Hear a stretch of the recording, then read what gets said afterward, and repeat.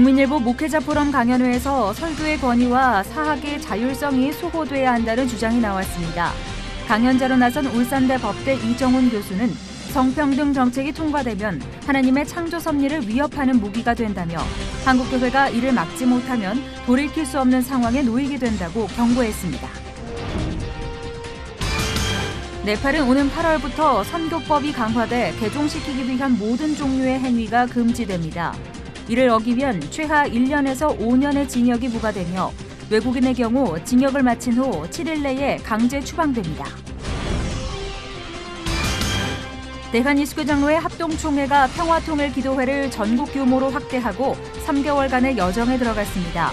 예장합동통일준비위원회 위원장 김용대 목사는 교단 차원으로 통일을 준비하는 작업에 들어갔다며 모든 과정 가운데 하나님의 주권을 인정하는 기도가 필요하다고 말했습니다.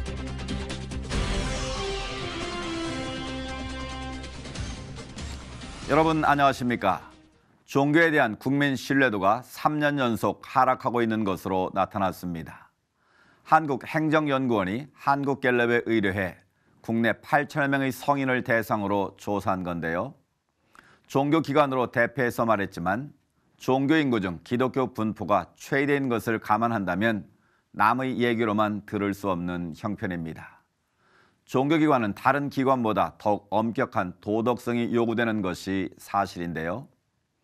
영향력 있는 신앙인으로서의 역할, 우리 모두가 끊임없이 노력해야 할 과제입니다. 첫 순서로 교계 뉴스부터 전해드립니다. 동성애 합법화와 인권위를 중심으로 행해지고 있는 한동대의 자율성 침해 등 최근 일어나고 있는 현상들의 뿌리를 기독교와 반하는 사상에부터 찾을 수 있다는 분석이 나왔습니다. 기도로 세워진 대한민국을 지키기 위해 기독사학과 목회자들의 신앙, 표현의 자유를 수호해야 한다는 주장입니다. 김효정 기자가 전합니다. 교회 공격 정책을 연구하는 기관으로 알려져 있는 종교자유정책연구원에서 활동하다 회심한 울산대 법학전공 이정훈 교수는 동성애가 죄라고 말하는 목회자의 설교권을 제한하는 차별금지법 제정 움직임, 기독사학에서 기독교의 정체성을 드러내지 못하도록 제한하려는 국가인권위원회의 활동 등 교회를 향한 공격이 점차 노골화되고 있다고 말했습니다. 이 교수는 교회와 성경의 가치를 위협하는 움직임의 사상적 뿌리를 니체, 프로이드, 마르크스 사상에서 찾았습니다. 마르크스의 혁명사상과 니체의 무신론, 프로이드의 성적 욕망 개념은 따로 혹은 혼합되어 결국 성관념이나 도덕윤리를 억압하는 기존 질서를 해체해야 한다는 사상을 만들어내고 있다는 것입니다. 여기에 모든 금지하는 것을 금지하라는 캐치프레이즈로 유명한 68혁명 사상 등과 합쳐진 현대 철학은 하나님의 체계와 성경적 세계관을 부정하는 강력한 무기로 변합니다. 이정훈 교수는 대안으로 목회자의 설교권을 지키고 동시에 성경을 가르치기 위해 만들어진 기독사학의 정체성을 수호하는 것을 언급했습니다.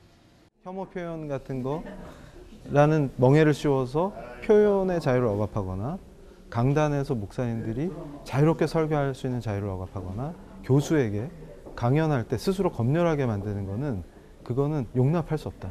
우리 헌법이 지켜야 될 가치고 저는 자유만 보장되면 교회가 교회답게 말씀으로 돌아가서 진리를 선포하면 우리가 승리한다. 저는 그렇게 믿습니다. 이 교수는 이어 동성애 문제는 사회주의자들이 체제 전복과 교회 파괴를 위해 개발해낸 무서운 전략이라며 정부가 무신론이나 유물론으로 장악하지 못하도록 사학의 자율성을 개혁해 네덜란드의 생명선을 연장시켰던 아브라함 카이퍼와 같은 믿음의 인물들이 일해야 할 때라고 말했습니다. 나아가 교회들의 연합과 선교적 목적으로 이뤄진 한미동맹을 강화해야 한다며 미국의 복음주의 계열 교회와 신학교 등과 한국교회가 지속적인 연대를 이어나가야 한다고 덧붙였습니다. C채널 뉴스 김효정입니다. 이어서 그 밖의 교계 소식 전해드립니다. 대한민국 국가조찬기도회가 50주년을 맞이해 지난 8일 세덴교회에서 감사예배와 한반도 평화기원 기도회를 진행했습니다. 예배에서 예장합동 이승희 부총회장은 느헤미야의 나라를 위한 헌신과 기도를 우리가 본받자며 조국을 마음에 품고 기도할 뿐 아니라 나라를 위해 작은 일이라도 헌신하는 그리스도인이 되자는 메시지를 전했습니다. 축하 기념식에서는 국조찬 50주년을 기념함과 함께 소강성 목사에게 감사패와 축하패가 전달됐고 상을 수여받은 소강성 목사는 부족한 교회가 조그만 쓰임이라도 받을 수 있음이 은혜라며 모처럼 잡은 한반도의 평화의 봄이 우리 곁을 떠나지 않도록 기도할 것이라고 소감을 밝혔습니다.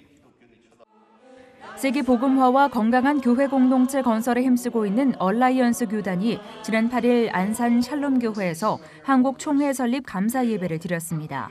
CNMA 한국 총회 초대 회장으로는 우리성문교회 정길진 목사가, 사무총장으로는 신다윈 목사가 선임됐으며 참석자들은 앞으로 세계 선교와 한국교회의 회복을 위해 힘쓸 것에 마음을 모았습니다. 기독교 대한감리회가 지난 2일부터 중부연회를 시작으로 감리교 연회를 개최했습니다. 지난 5일부터 이틀 동안 진행된 제38회 서울연회에서는 13개의 지방감리사들이 참석해 선교의 비전을 제시하며 선교 역량 증대를 목회 현장에서 실천할 것을 다짐했습니다. 복음의 숲을 이루는 서울 남년회를 주제로 열린 서울 남년회에서는 8개 지방감리사들이 참석해 전 연회 1,200여 명의 전도팀을 구상하고 선교적 연회로 성장할 것을 제시했습니다. 또 각 기관의 사업 보고를 통해 오는 8월 개최되는 선교대회를 시작으로 국내외 선교 사업과 다음 세대를 위한 사업을 확대해 나가기로 했습니다.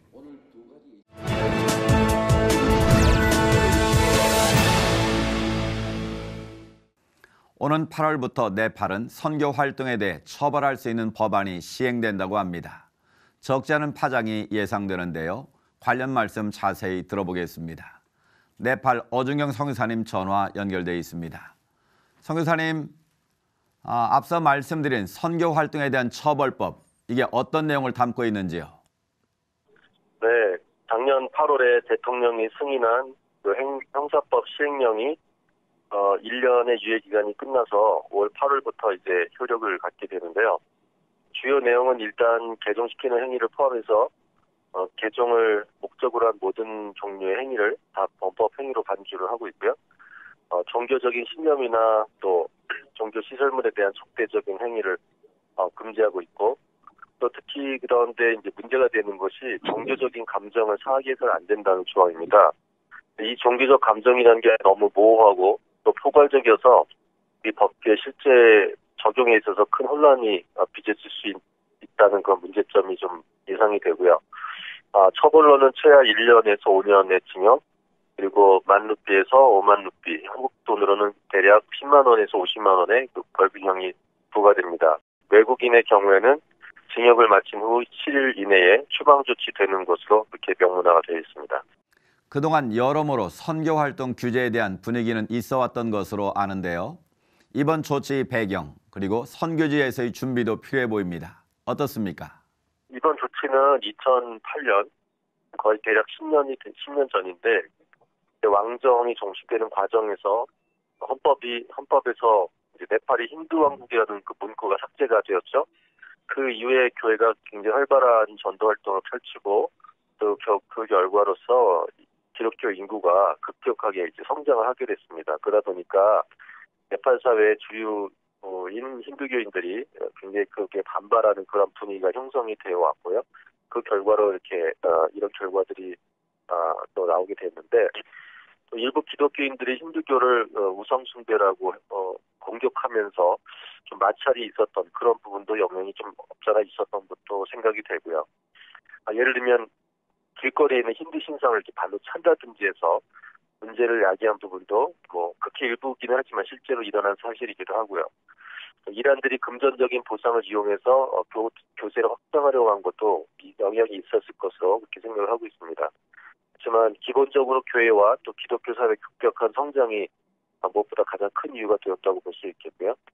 아무래도 이런 분위기로 인해서 선교 사역에 어느 정도 위축이 좀 될 것을 예상을 하지 않을 수가 없는데, 장기적인 관점에서 조심스럽게 사역을 좀 진행을 해나갈 필요가 있을 것 같고요. 이것이 하나의 저에게는 기회가 되어서 어떤 양적인 팽창보다는 앞으로 내실을 기하는 그런 선교로, 또 외국인이 주도하고 전면에 나서는 선교보다는 현지인 리더십을 강화해서 현지인 체제를 견고하게 세워나가는 그런 계기를 삼는 것이 필요하지 않을까 그렇게 생각을 합니다. 사실 8월이면 단기 선교팀도 많이 들어가는 시기 아니겠습니까? 여러모로 많은 주의가 필요해 보이는데 어떻게 보시는지요? 네, 그렇습니다. 우리가 핍박을 두려워해서도 안 되겠지만 또 한편으로 지혜 붙지 못해서 불필요한 문제를 만들 경우에 오히려 복음의 방해물이 될 수도 있다는 점을 유의해야 될 것 같고요. 또 무엇보다 현지 선교사들의 지도를 철저하게 따라서 단기 선교 프로그램을 준비하고 또 시행을 해야 될 겁니다. 특히 직접적인 복음 선포보다는 아무래도 간접적인 접근이 필요할 것 같고요. 이런 간접적인 접근에는 문화 교류라든지 지역사회 봉사, 개발 활동 이런 것들을 통한 접근을 1차적으로 하는 것이 또 그 이후에 지혜롭게 복음으로 접근하는 것이 효과적일 것으로 보입니다. 특히 현지 문화 또 힌두교를 비판하거나 비난하는 태도를 보이는 일이 없어야 되고요. 선교지에 접근할 때 가장 안전한 방법 중에 하나가 해당 지역의 현지인 교회 테두리 안에서 선교를 하는 것입니다. 현지 교회 그 건물 안에서 또는 그 컴파운드 안에서 하는 활동은 일단 기독교의 활동으로서 보장을 받습니다. 그렇기 때문에 현지인들을 교회로 초대해서 교회 안에서 어떤 활동을 하는 것, 현지인들이 그 교회 안에서 다별적으로 참여하는 방식으로 진행하는 것이 효과적이고 또 안전하고요. 또 한편으로는 교회 아니라고 해서 모든 행위가 다 보장되지는 않는다는 점도 유의해야 되고 또 교회 아니라고 해도 힌두인들이 있을 경우에는 언행을 매우 조심해야 된다는 점을 유념을 해야 되겠습니다. 네팔의 상황이 어떻게 변하든지 모든 걸 주관하시는 하나님께서 선교의 주인이시기 때문에 이것을 기억하면서 아무쪼록 네팔의 복음 전파가 계속 활발하게 이루어지고 또 교회가 확장되도록 기도해 주시기 부탁드리고요. 또 특별히 종교의 자유, 또 보편적 인권의 문제로 이 형사법이 다시 다뤄져서 폐기가 되거나 또 종교의 신념을 표현하는 자유가 보장되는 방식으로 개정될 수 있도록 기도해 주시기를 부탁드리겠습니다. 네, 동남아 지역의 기독교가 성장하고 있는 것은 분명합니다만 성장과 더불어 중국을 비롯해 각 나라의 선교에는 더욱 어려움이 나타나고 있는 것도 사실입니다. 선교사님이 말씀해 주신 대로 어려움에 처한 선교지들을 위해서 잊지 않고 기도하겠습니다. 선교사님 오늘 말씀 감사합니다. 네, 감사합니다.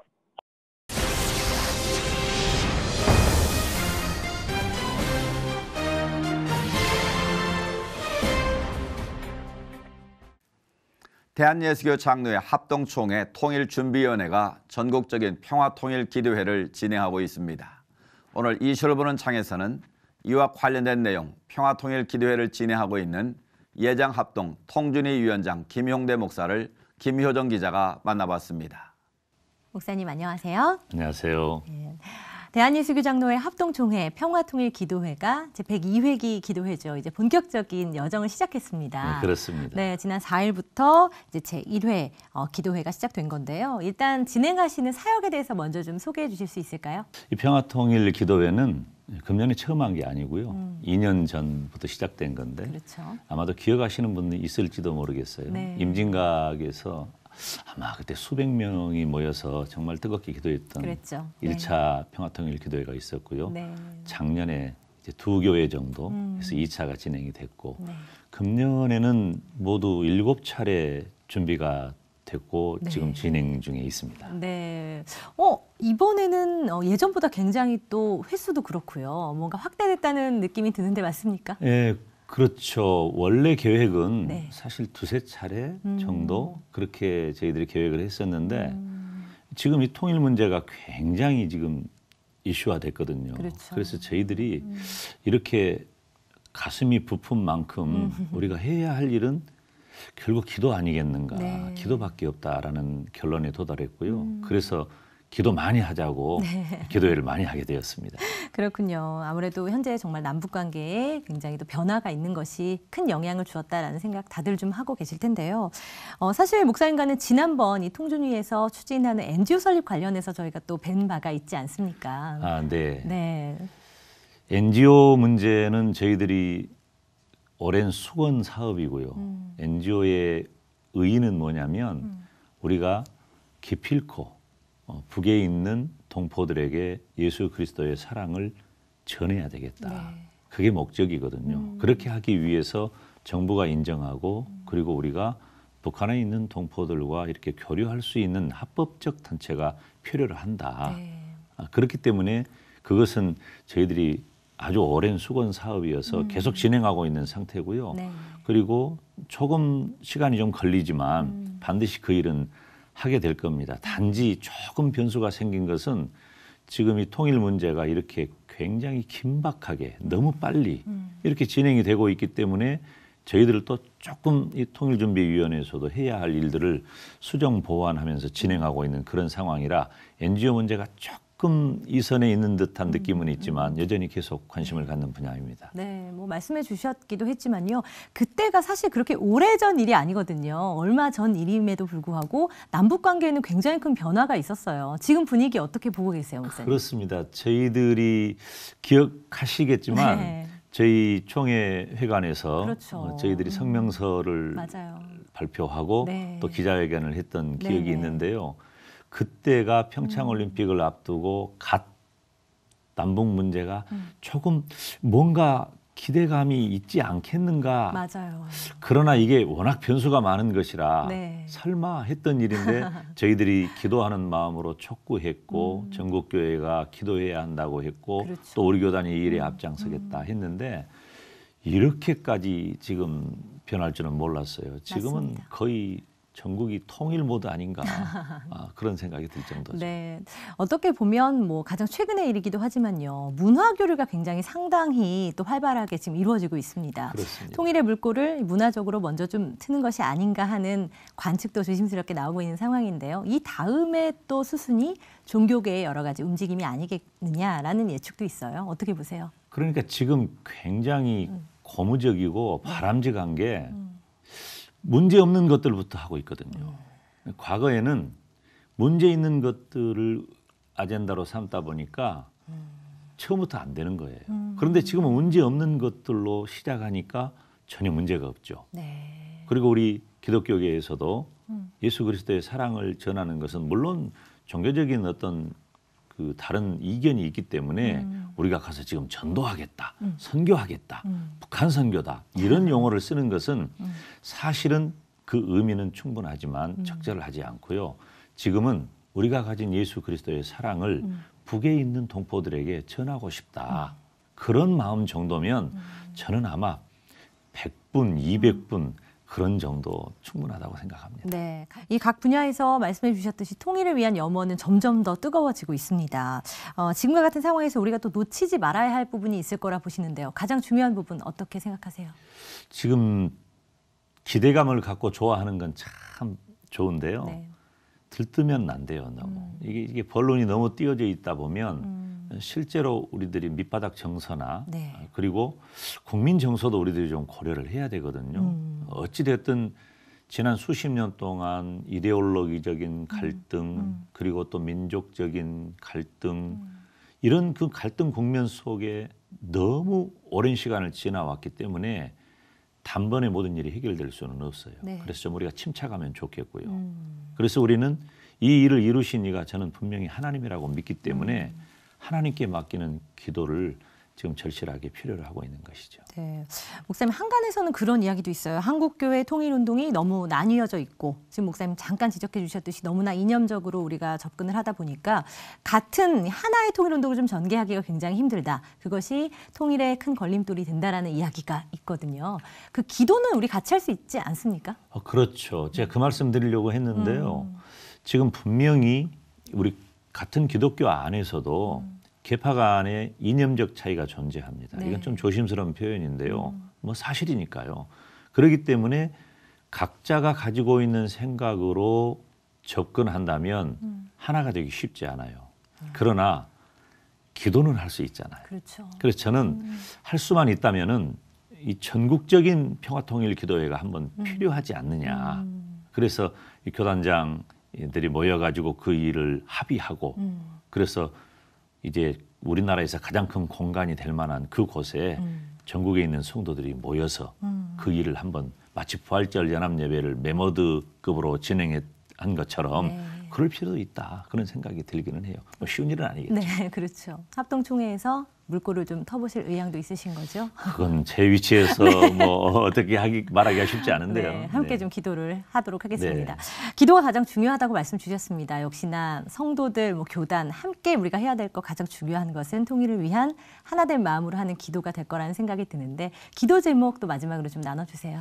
저희들이 기도하는 일은 정말로 크게 세 가지는 언제나 빠지지 않습니다. 국가와 민족을 위한 그런 기도고요. 그리고 한국 교회를 위한 기도고요. 그리고 북한 동포를 위한 네. 그런 기도예요. 모두가 다 하나의 결기인데 뭐냐면 하나님의 사랑과 하나님의 사랑을 가진 것을 나누겠다는 거죠.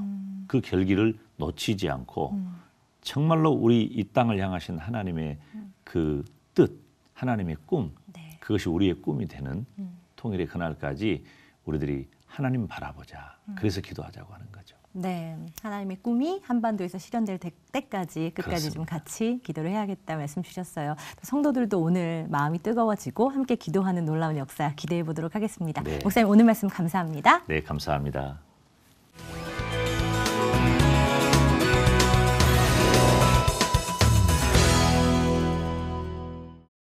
전직 대통령들이 법정에 서고 구속과 재판 선고를 지켜보면서 모두가 동일하게 생각한 건 이런 일이 반복되지 말아야 한다는 것이었을 겁니다. 시대가 바라는 올바른 권력, 통치자와 위정자만이 아닌 우리 모두가 최선을 다해 만들어가야겠습니다. 시철 매거진 굿데이는 여러분이 직접 참여하실 수 있는 방송입니다. 아래 전화번호와 이메일로 언제든지 연락 주시기 바라고요. 인터넷을 통해서도 다시 보실 수 있습니다. 오늘 순서는 여기까지입니다. 시청해주신 여러분 고맙습니다.